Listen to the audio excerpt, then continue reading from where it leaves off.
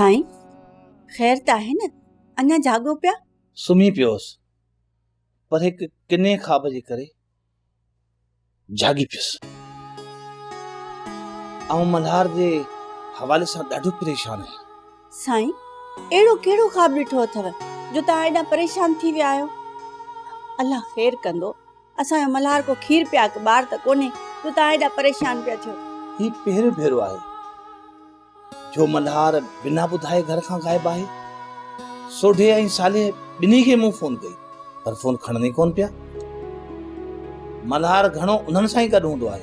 किथे टई ॼणा खूनी कोट ॾे त कोन हलिया विया साईं? उन ते हमिलो करण कई ॾींहंनि खां मल्हार इहे वायूं कढंदो रहंदो हो। ओॾा काह जी हाणे कहिड़ी ज़रूरत आहे? बिजार खान बहादुर सां ठाह में सालेह जे पीउ खे आज़ाद करण जी हामी भरी आहे। पोइ इहा ॻाल्हि त खान बहादुर सालेह खे ज़रूर ॿुधाई हूंदी। इहा मूंखे ख़बर कान्हे पर खान बहादुर सालेह जे मामले ते बिजार खान सां ॻाल्हायो आहे।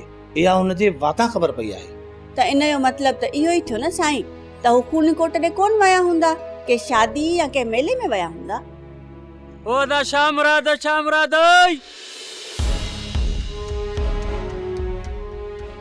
आयो आयो आयो। या अल्लाह तूं ख़ैर कजां। अवेलो टाइम थियो अलाए केर दर ते हूंदो। अरे राय छा थियो?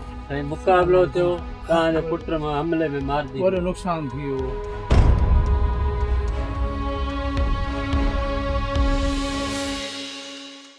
मूंसां ॻाल्हि छो न करे ॾाॾे जी? छा थियो मल्हार जो? छा थियो? छा ॿुधाई? इहो ॿुधाए त मल्हार अंदरि मरिजी चुको आहे। अल्लाह छा मल्हार मारिजी वियो? छा जवाब ॾिस मां? हाँ कहिड़ो जवाब ॾींदुसि चाचे शाहमुराद खे मां? कहर थियो सालिया, कहर थियो।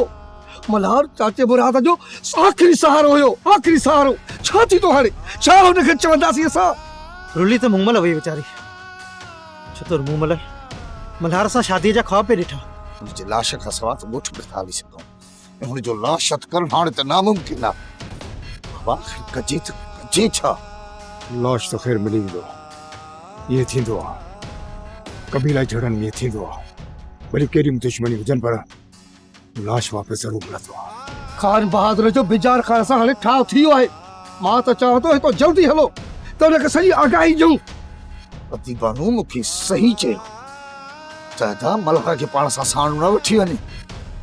हे हिकिड़ी राति बिखरण ईंदो आहे त हिनजे घर वारनि खे सुकून लाइ हूंदो, सॼी राति पिया जाॻंदा आहिनि। छा त जवाबु ॾींदुसि मां? वेरुन जी वस्ती, वेरुन जी वस्ती।